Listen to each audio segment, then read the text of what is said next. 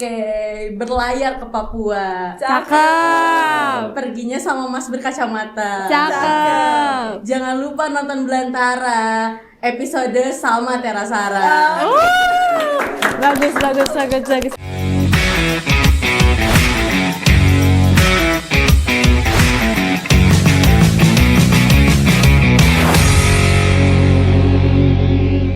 Hai Dips, kembali lagi di podcast Belantara. Pastinya dengan aku Via. Hari ini kita akan ngobrol-ngobrol tentang sebuah komunitas nih. Sebenarnya aku juga baru kenalan sih sama komunitas ini, makanya kita langsung ngobrol-ngobrol aja nih sama orang-orang di dalamnya. So, please welcome. Hi guys. Halo. Technically ya guys, sebenarnya mereka tuh teman angkatan aku ya.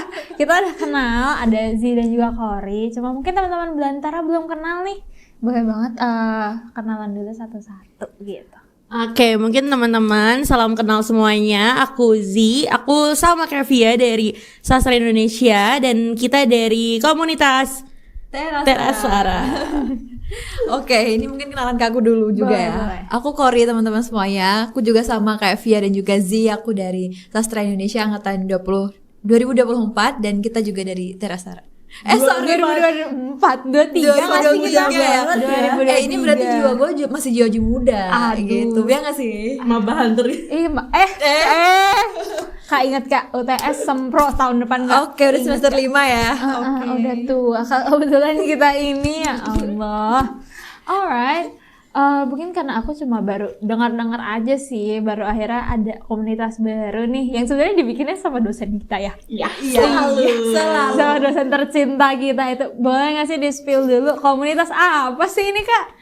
Oke, jadi namanya itu Terasara. Itu merupakan singkatan dari Teras Sastra dan Budaya. Oke. Kira-kira ya kalau misalnya kehidupannya Sasindo nggak jauh-jauh dari sastra, dari budaya, kita adain gimana sastra dan budaya ini bisa jadi suatu mata pencaharian atau suatu yang menguntungkan gitu. Nah inilah akhirnya dihadirkan Terasara. Tapi sih base-nya banyak pengabdian juga sih sebenarnya. Oke, kayak lebih ke arah budaya ya. Berarti Ya. pengabdian ke daerah Semarang gitu. Betul sekali. Oke.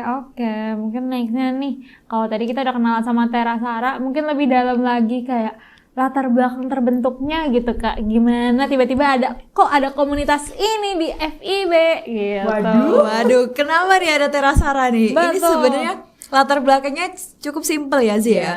Ini dari pendirinya sendiri nih, dari dosen kita yang penuh gebrakan Luar ini. biasa. Dan kita dari teman-teman Terasara sebenarnya kita melihat bahwa ternyata isu-isu terkait sastra budaya itu tuh sebenarnya sangat berpotensial untuk dikembangkan dan bisa mengembangkan ekonomi kreatif juga gitu. Nah, tapi di sini kita fokusnya kayaknya kita orang-orang sastra kayak kita nih butuh wadah gitu loh untuk selain dari mengembangkan atau belajar dari sastra dan budaya, itu kita juga bisa memproduksi dan juga berkolaborasi ya dengan komunitas-komunitas lain. Jadi gimana ekonomi kreatif khususnya itu bisa berlandaskan dengan nilai-nilai sastra dan juga budaya gitu sih ya. Iya, basically sih kita sering ngerasain pasti ya. Kuliah sastra mau ngapain sih? Lulus jadi Betul. apa? Nah, mungkin komunitas ini tuh hadir sebagai salah satu jawaban dari pertanyaan itu. Kayak bukti langsung gitu Iya. ya. Karena lebih ini ya, kayak udah pertanyaan-pertanyaan dari semua orang, anak sastra mau jadi apa sih kayak gitu kan. Setuju sih. Kalau kalian ini udah 3 tahun di sastra, udah berapa kali ditanya kayak gitu? Berapa ya? Udah 1000 sekian ya. Alright. Tapi kalau tadi sebenarnya bahas tentang bisa jadi mata pencarian dan juga ini sebuah komunitas, pasti nggak jauh-jauh dari USP, the unique selling point-nya itu sendiri. Sebenarnya kalau dari Terasara ini apa sih uniknya dari yang lain? Oke, mungkin kita bakal ambil salah satu proyek kita tahun depan di Desa Beranjang. Kita bakal bikin namanya Ngepit Trisna. Jadi ini kita bersepeda keliling-keliling desa, menyambangi UMKM di sana. Nah, apa sih hubungannya sastra sama UMKM yang ada?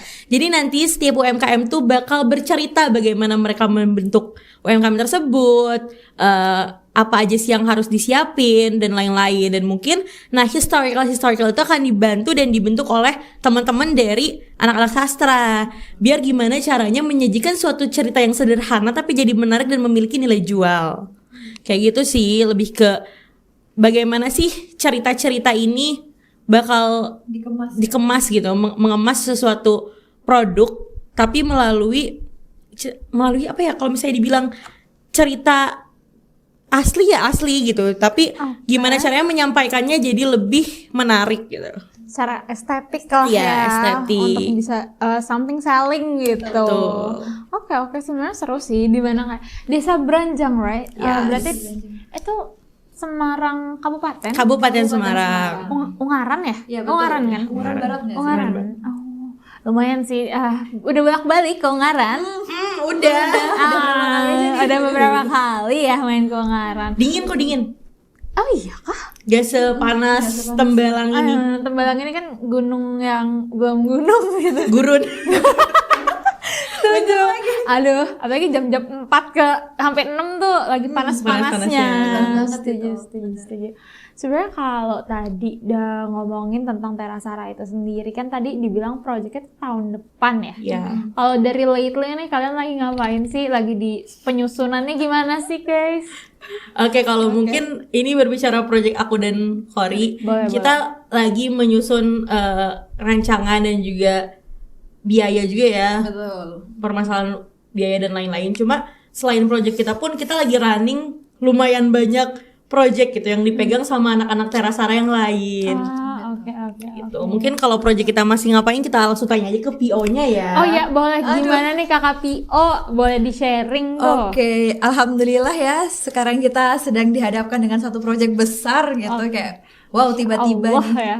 Ini masanya baru dibentuk terus kayak jedum ada nih satu proyek besar gitu. Jadi Apa tuh Kak? ini Ngepi Trisna itu tadi yang insya Allah bakal running di tahun depan. Tapi untuk sejauh ini planning kita selain di pembiayaan RAB ya, teman-teman, itu sangat krusial banget, sangat penting. Itu kita juga siap di kepanitiaannya.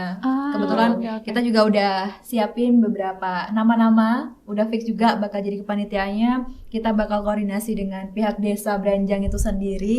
Dan lebih ke ini sih, kita juga mulai show up memperkenalkan Terasara ini di komunitas-komunitas kabupaten ataupun kota Semarang gitu. Jadi beberapa hari terakhir, minggu-minggu terakhir, untuk membantu nge-boost project dan juga program-program kita ke depan, kita alhamdulillah udah kolaborasi dan menggait kanal dengan Ekraf Kabupaten Semarang. Dan kita juga udah join ya Zi, di komunitas Jejaring Semarang Serasi gitu. Jadi untuk komunitas-komunitas yang ada di Kabupaten Semarang terkait seni, terkait budaya, sastra itu ada di situ semua. Jadi harapannya dari program yang akan kita laksanakan itu juga bisa menggait dari komunitas yang lain juga gitu. Oke, berarti cakupannya diharapkan bisa lebih besar lagi ya. Betul. Dan mungkin membantu perekonomian juga, karena kan tujuan utamanya awalnya ke sana gitu. Jadi gimana cara biar output itu bisa tercapai? Ya salah satunya dengan menggait stakeholder. Iya sih, setuju. Kalau misalnya sendiri mungkin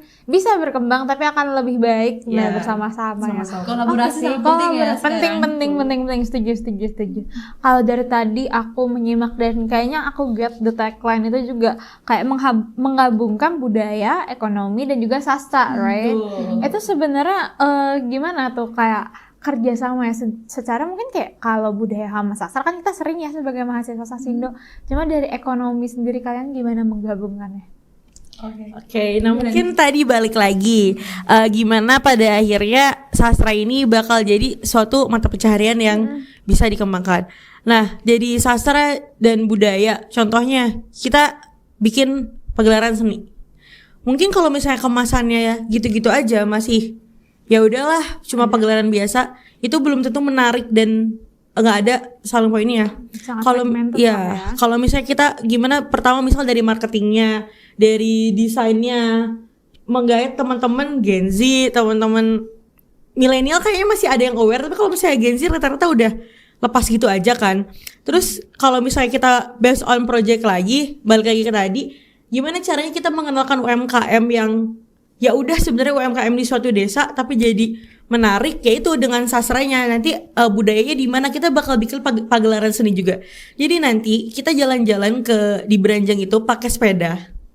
Terus kita bakal menerima banyak sekali cerita-cerita dari orang-orang pelaku UMKM.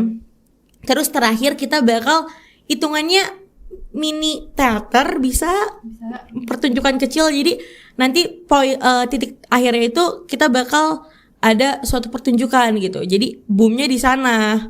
Nah, gimana akhirnya pertama pelaku seni juga sejahtera karena ya dapat panggilan kan, hitungannya dapat panggilan untuk mengisi suatu acara. Terus UMKM-nya juga jalan. Nah, sastranya di mana? Dia yang berperan untuk mengendalikan hal itu dan mengemas bentuk-bentuk dari UMKM, dari pagelaran dan lain-lain itu menjadi sesuatu yang kompleks gitu. Sesuatu yang akhirnya bisa menjadi hal yang menarik dan bisa bernilai gitu. Bisa dijual juga gitu itu. Oke, jadi kurang lebih seperti menggabungkan sastra dan budaya itu sendiri untuk nilai jual lah ya. Karena di sini kita kan juga UMKM yang kita undang itu lebih ke UMKM lokal ya. Iya. Jadi kita harapannya dari UMKM itu nggak cuma jualan makanan doang nih, tapi ini makanan lokal tradisional. Ceritanya apa sih di dalam situ? Dari situlah kita mengangkat sastranya itu. Gimana sih cara makanan, misalkan apa nih, putu ayu mungkin ya, atau sastralisan sih ya. lebih Iya, sastralisan. sastralisan sih. Betul. Setuju. Jadi kan orang lain kalau misalkan lu cuma mau beli putu ayu doang atau apa ya, makanan daerah lain Kurang tempting itu lah kayak ya. tempting gitu. Jadi kalau misalkan ada dikemas pakai sastranya, oh ternyata kue putu ini dari daerah ini, terus Ada ceritanya. ceritanya kayak gimana, itu yang bikin esensial dari keistimewaan lah dari program-program Terasara itu Oh sendiri. iya sih. Tapi setuju saat kayak kita sempat ada belajar sastralisan juga sebenarnya. Even ya sesimpel kalau Semarang lumbia dan segala macamnya, mereka tuh makanan Indonesia tuh pasti ada ceritanya deh. Iya, pasti. Karena Ada Indonesia kan filosofis banget. iya, filosofis banget dan kebanyakan orang percaya sama namanya mitos. Betul. Setuju. Itu yang kita bisa jual. Setuju. Orang Indonesia masih sangat percaya dengan adanya mitos ya. Dan kalau misalkan ngomongin mitos kan nggak semua orang tahu ya. Dan di sini kita pengennya tuh ngangkat mitos-mitos lokal yang sebenarnya ada tapi belum banyak orang yang tahu. Itu gimana caranya masyarakat umum tuh bisa tahu gitu. Oh, Gitu. oke. Jadi kayak sekalian juga untuk kayak mempertahankan lah ya. Betul. Sekalian Ada, juga. ada. Seru banget. Jujur akhirnya kayak sebenarnya kan kita sering dengar ya kalau kita kan emang belajar tentang budayanya ya. Iya. Kayak sesimpel apa ya? Terakhir tuh aku pernah ngekaji lumpia. Terus itu kayak pergabungan dari etnis China, terus Betul. etnis Arab, terus juga orang Jawa gitu digabung-gabung. Ada ceritanya yang dulu coba pakai babi jadi ditukar jadi ayam karena Islam dan Betul. iya kan, jujur emang Indonesia ini makanan pun filosofis banget guys. Kaya sih, kayak cerita Iya, ya. kayak cerita sekali kayak itu menarik sih guys untuk dikemas secara bisa dibilang kayak secara Gen Z gitu. Iya, secara gizi. Kan banyak yeping ya. Iya, itu dia guys. Ini kita di sini juga pink ya kak, iya, kebatoan. Tapi YP-nya kan ada nilainya, ada informasinya begitu.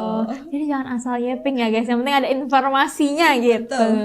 Oke, kayak kita mungkin aku move ke lebih tentang Terasaranya itu sendiri. Sebenarnya kan tadi aku tuh masih di permukaan banget nih tentang Terasara itu sendiri. Kayak aku bisa lihat kalian sebagai teman angkatan aku jadi bagiannya Terasara.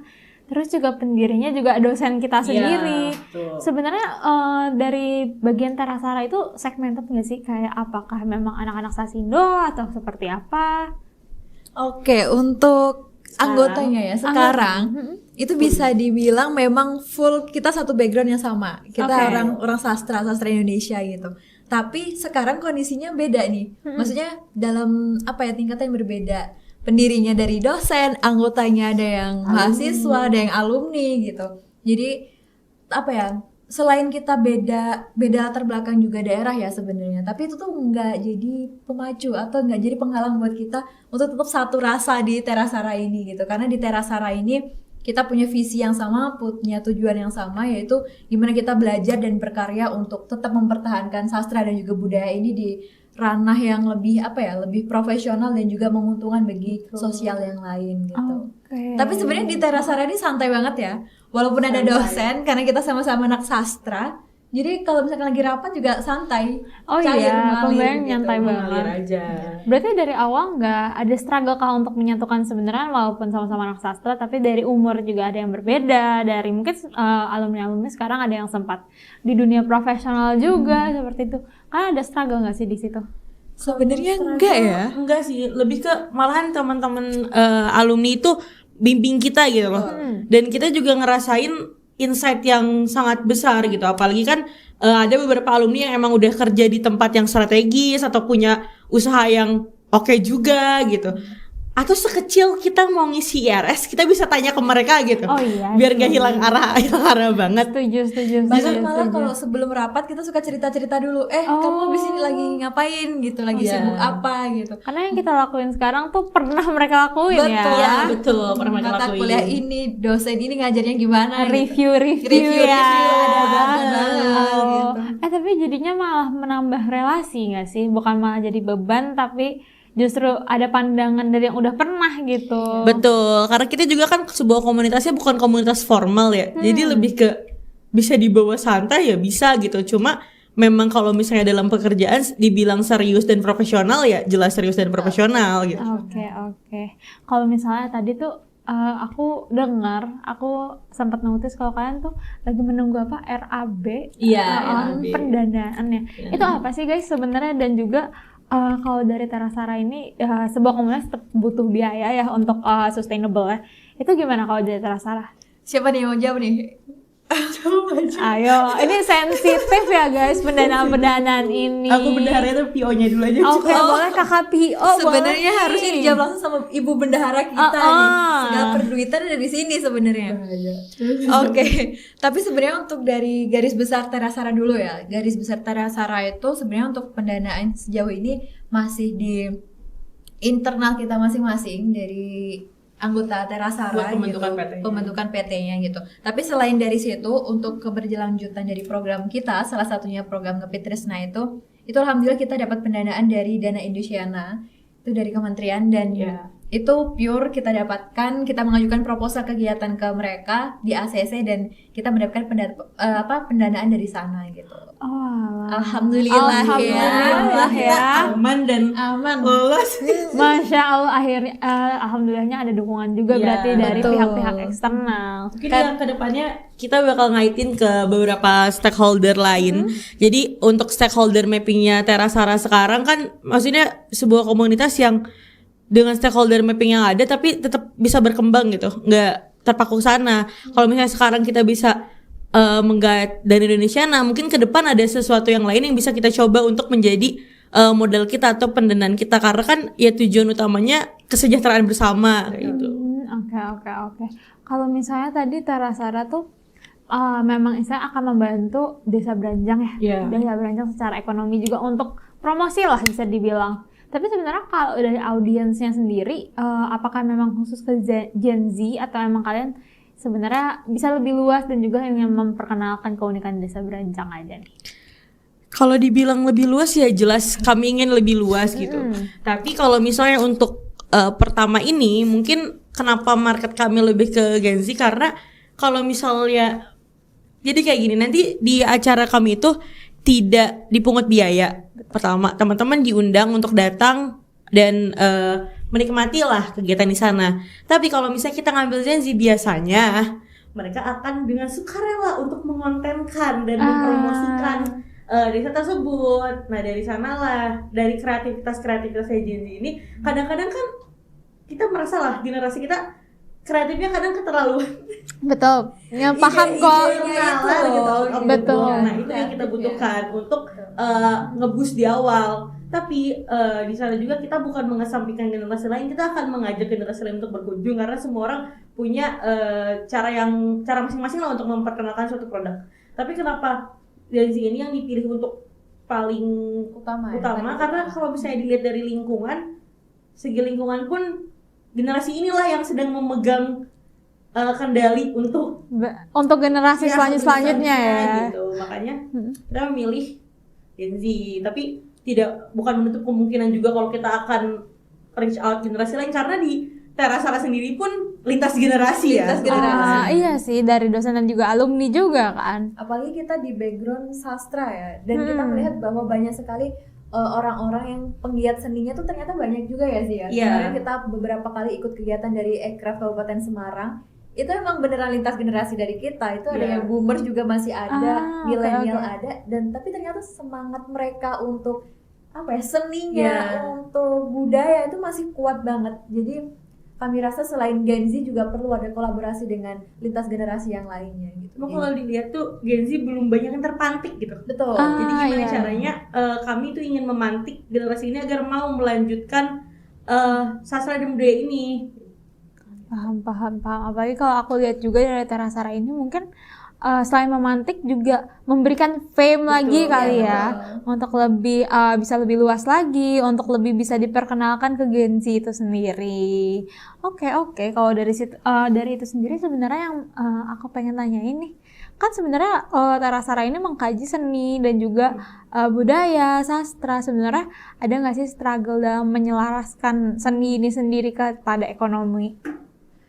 Struggle ada lah Ada pasti. sih, Pasti ada.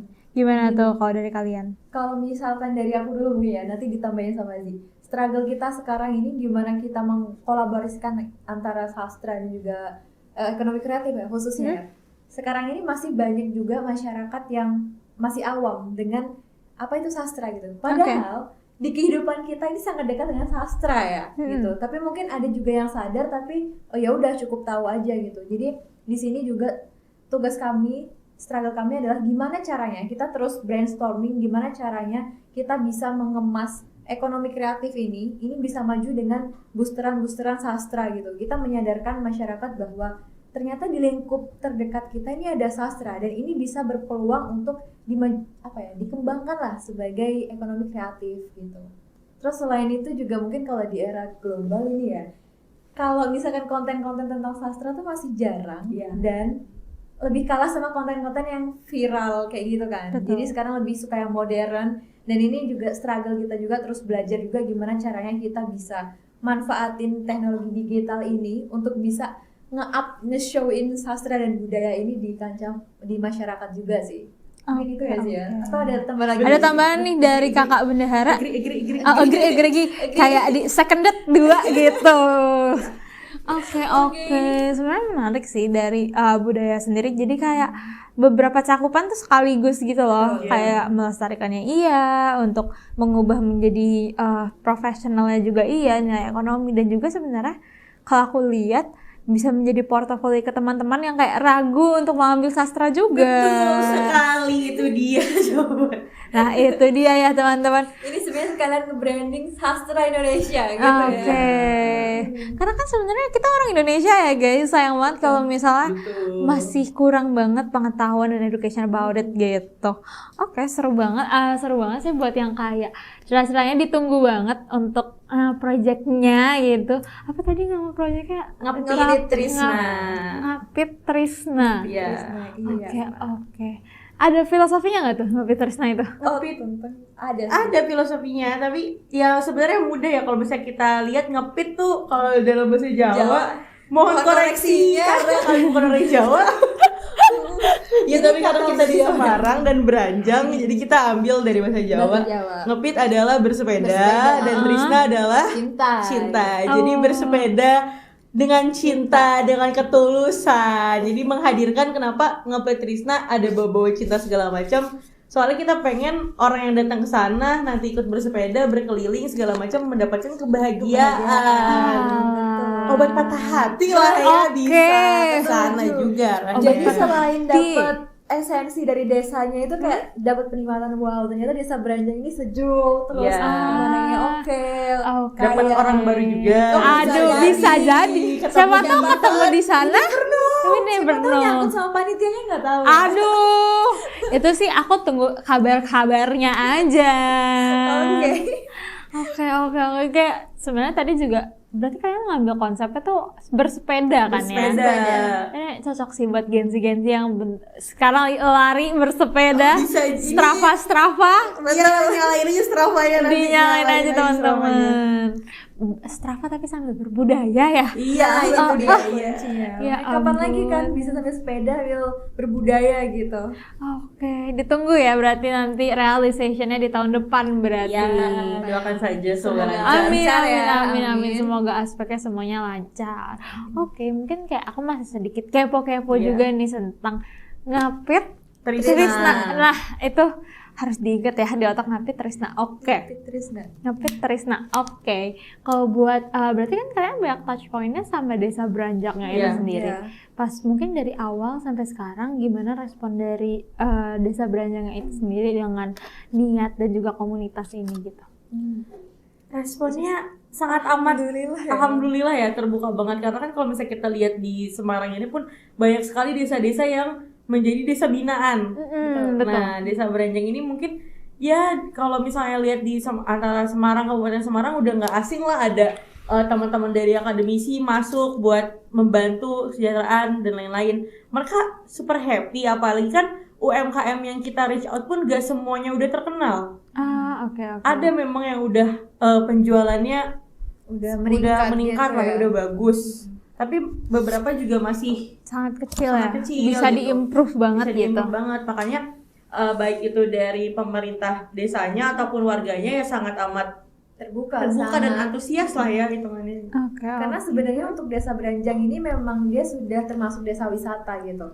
Tapi kebetulan karena beberapa tahun terakhir kami melihat bahwa seperti ada sedikit kemunduran dari esensi desa wisata itu sendiri. Jadi kami rasa sayang nih kalau misalkan di Kabupaten Semarang kita lihat ada desa yang sangat berpotensial tapi kenapa sampai bisa kurang dikembangkan gitu. Jadi akhirnya kita memilih desa tersebut dengan kolaborasi dengan banyak pihak, kita ke desanya juga, dan itu sangat-sangat disambut sama pemerintah desanya. Karena itu juga membantu mereka ya di UMKM-nya dan juga penggait wisatawan untuk datang ke desanya mereka lagi. Mutualisme lah ya, bisa dibilang saling membantu.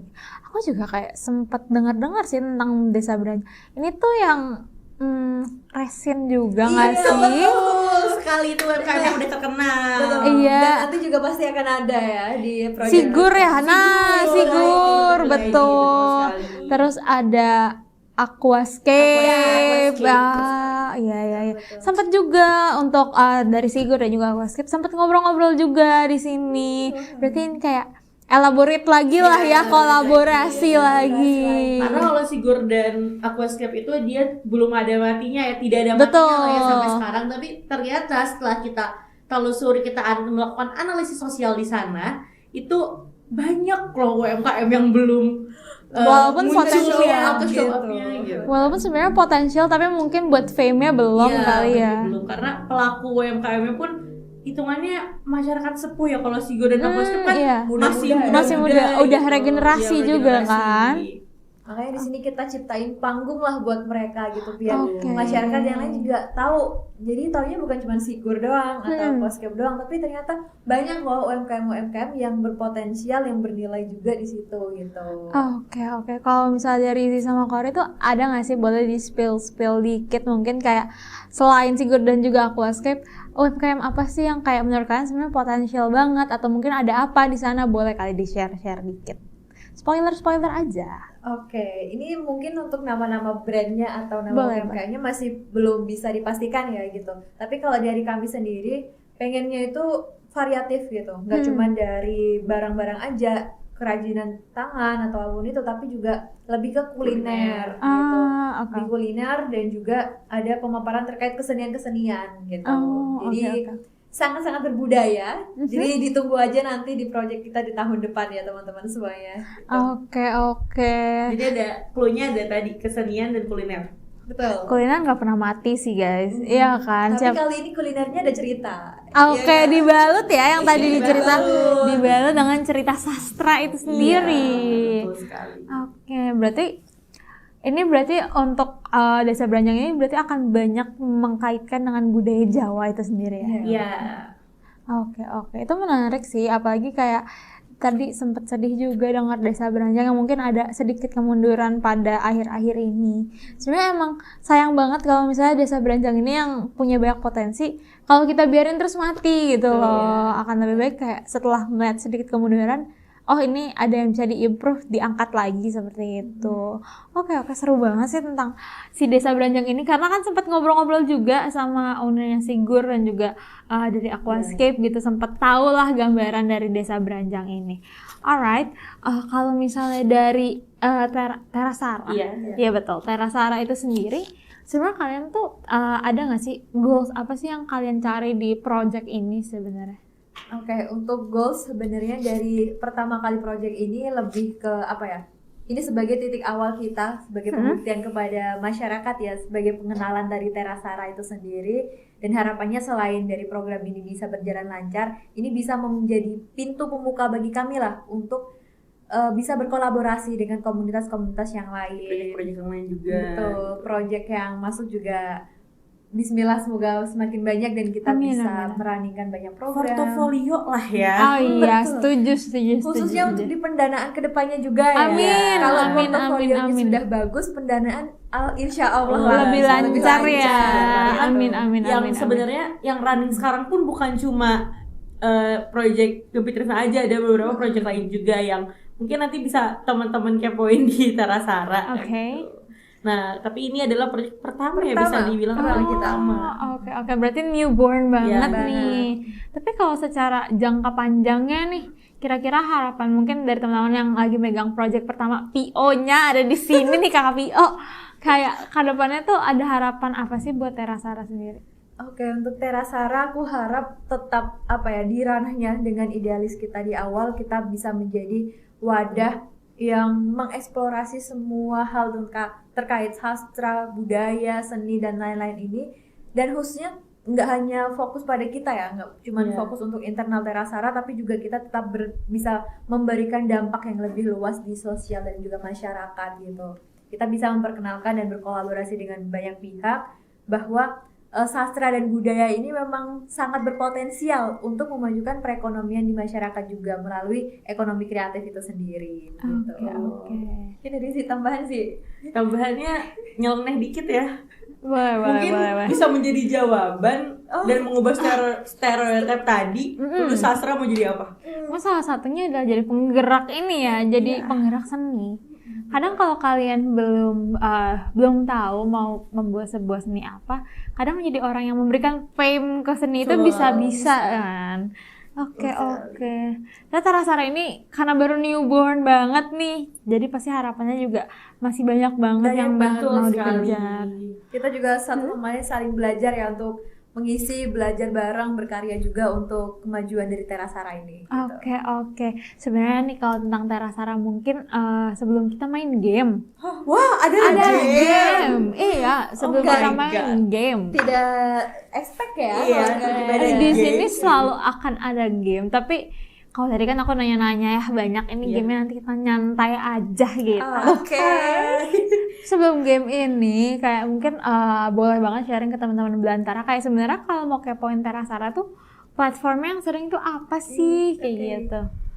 Langsung ke IG-nya aja sih. Oke, mungkin IG-nya kami ada beberapa media sosial. Pertama ada Instagram, terus ada TikTok juga. Tapi kalau misalnya sekarang karena ini baru banget, kita baru rebranding di Instagram aja.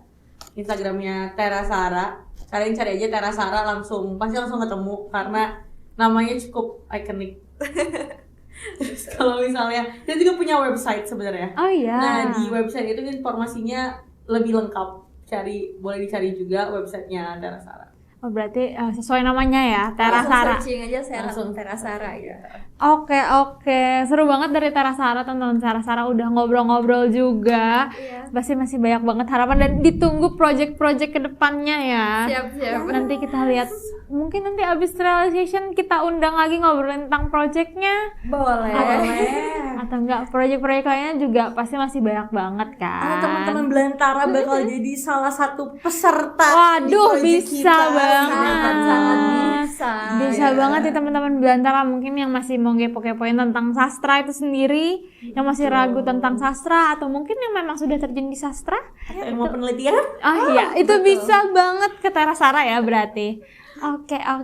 Mungkin kita main game dulu kali ya. Boleh. Apa di game ini? Apa nih? Gampang. Tadi hampir ke Agak spill. curiga gitu ya. Curiga. Menyenangkan. Bisa jawab nih kita nih. Bisa pasti, tapi kayak yang bawain game itu belum ada di sini guys.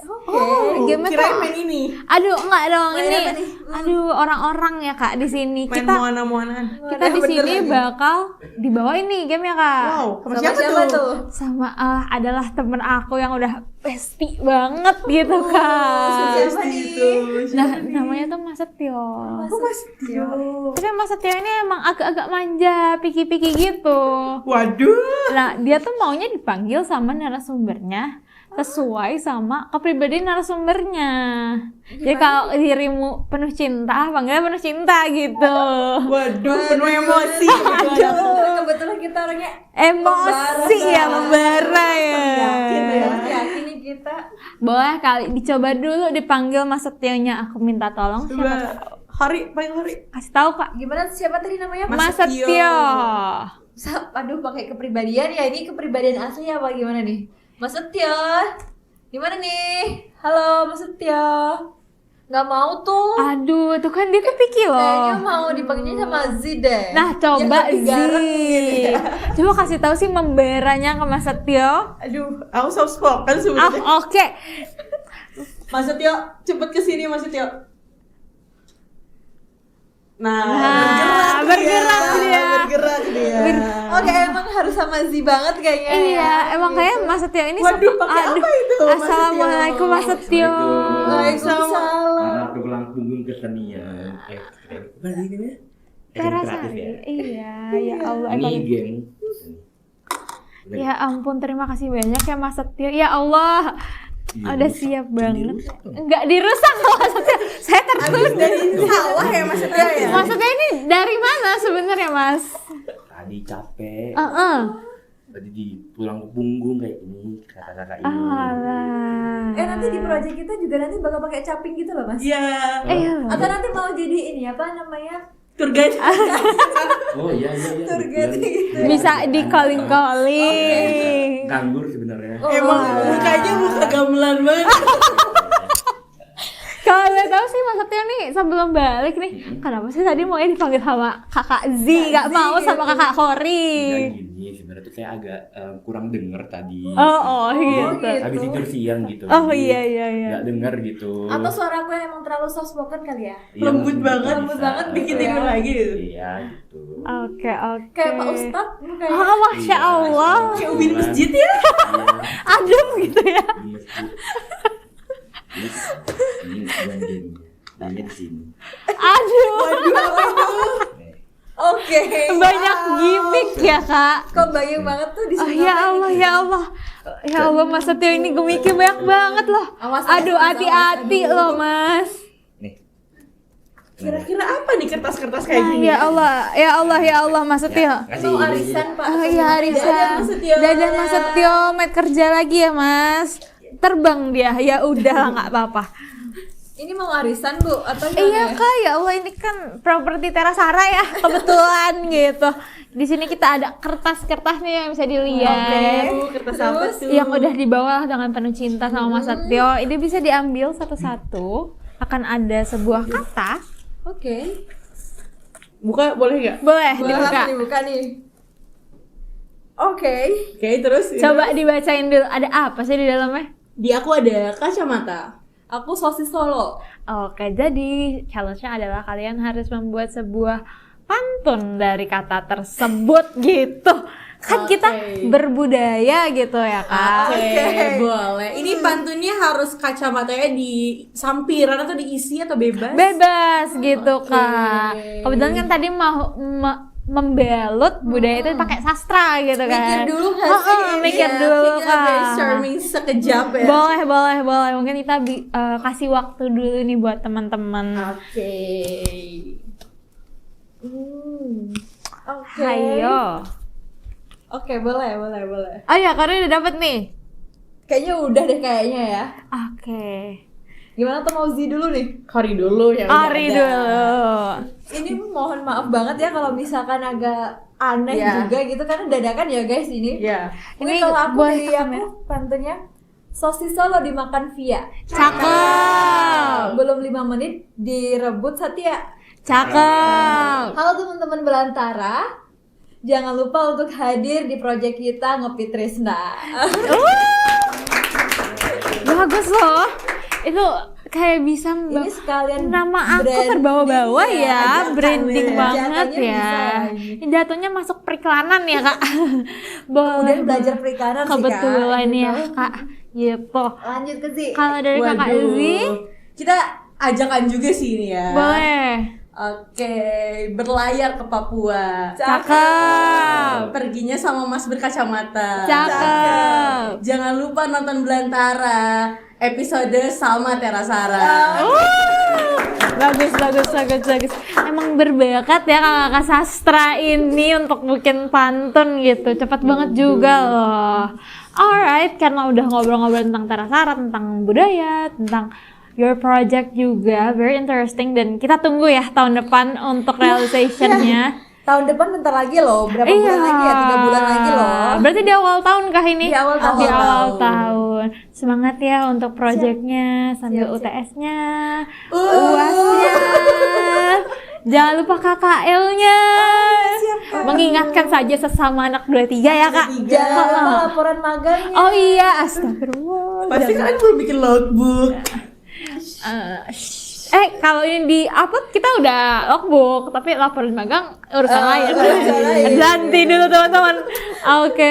Mungkin sebelum benar-benar berakhir nih, aku mau minta dari kalian satu-satu untuk last statement untuk teman-teman Belantara. Bisa banget kayak untuk harapan ke Terasara atau ke Belantara ataupun pesan-pesan boleh banget.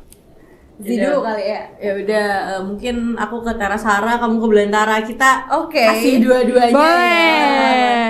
Oke, mungkin terakhir dari aku, harapannya buat Terasara semoga bisa semakin berkembang dan memajukan banyak daerah atau banyak sastra budaya yang bisa diangkat lagi, dan semoga mungkin nanti anggotanya bisa bertambah banyak dan Amin. menjadi suatu wadah untuk teman-teman khususnya sastra Indonesia dalam mengabdikan diri pada tanah air tercinta. Oke. Kalau dari kakak Kori nih gimana nih Oke. kakak P.O? Duh, jangan gitu. Aja ya. Oh iya. Pesan aku untuk teman-teman Belantara kali Boleh.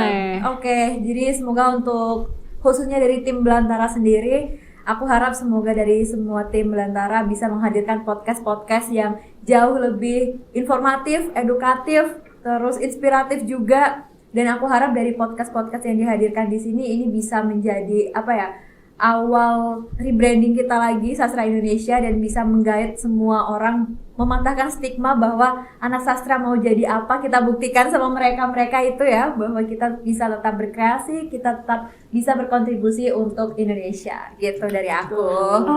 Oke, thank you so much Zi dan juga Kori udah mau ngobrol-ngobrol sama aku. Pokoknya good luck and everything, gak cuma di Terasara tapi di yang lain-lain juga. Mungkin before we end this episode, kita mau slogan dulu nih kak. Gimana Oke, tuh slogannya? gimana nih slogannya? Slogannya aku akan bilang kuliah sastra. Lanjutannya apa guys? Lulus mau jadi apa? Oke, kita ulang kali ya ke kamera ya. Ke depan mana nih? Boleh ke depan aja. Oke. Kuliah sastra. Lulus mau jadi apa? Bye guys, thank you so much.